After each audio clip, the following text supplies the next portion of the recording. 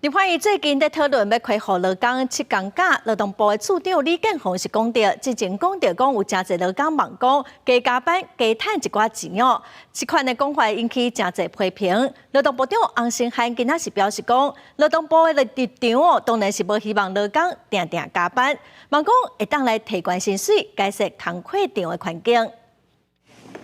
劳工工时的议题不时拢受到讨论。根据劳动部的统计，台湾2024年年度总工时达到2030点钟，是第4年连续增加。不过，立法院顶一日讨论劳工高工时，原底和劳工休的7天假搁改回来的可能性。劳动部处长李建宏说讲到，真侪劳工拢希望加班加赚钱，这个讲法是引起讨论。劳动部长洪胜汉19去立法院质询，立委一直在问劳动部的态度。敢是希望劳工加班？李建宏却说，很多劳工希望多加班赚钱哦。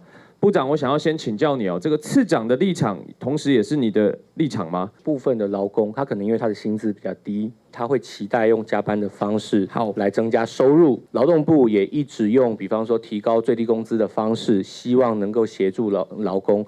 因为立法院去年年底参透通过就业服务法的修正案。开放80岁以上的集会人，免经过审查，就会当申请外籍看护，已经在1月份公告，嘛直接冲击同情家庭申请外籍看护的权益。因为你常在媒体上会讲到说，需要6个月以上待配套完成才可以发布实施。我想知道说，最快您会需要多久？我们现在在做的配套。主要是要来怎么确保重症家庭他们能够找到相关照护资源的权利，所以我们会设计一个双轨的流程。我懂。洪胜汉接受媒体专访，讲到劳动部的预算去删除甲冻结，影响到请育婴假、留职停薪、薪水补贴的讲法，嘛引起立委的质疑。